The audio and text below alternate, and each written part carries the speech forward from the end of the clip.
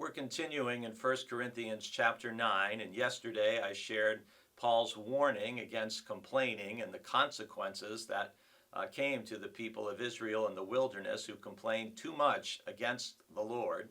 And we're continuing in verses 11 and 12.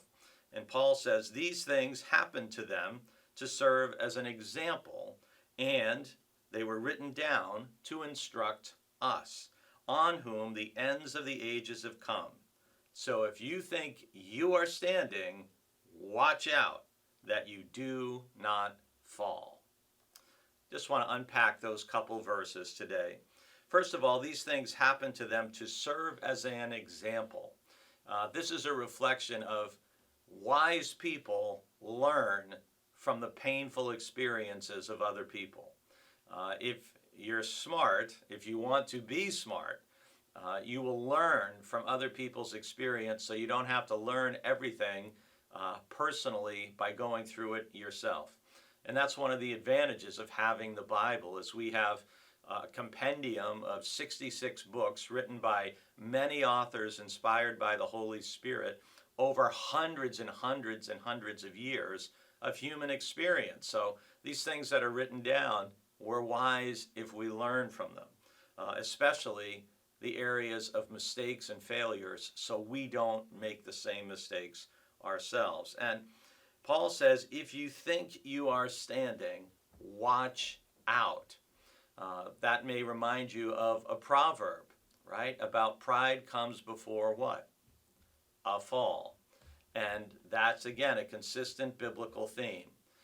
If you get overconfident, if you think, I've got everything together, I'm totally fine, I've got this. You hear the repetition of I here, right?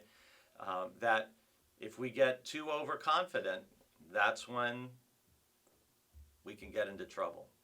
And so Paul is warning us in these verses, both don't complain too much, as we said yesterday, and on the flip side, don't get overconfident that you think nothing's ever going to go wrong for you, nothing will ever go bad, everything's always going to be rosy and perfect and wonderful. And as my mother used to say every now and then, life isn't all moonlight and roses. And that's very true. And so we have to make sure we stay diligent in our faith, that we keep practicing the things that keep us close to God, whether that's watching devotions, reading the Bible, taking time in prayer and solitude, listening for the Holy Spirit's guidance. Keep doing the things that keep you in a healthy, vital relationship with God. And that help to keep us humble. Because when we're humble, the physical posture of humility is kneeling or bowing, being on the ground. And you can't fall very far when you're already on the ground, humble before God.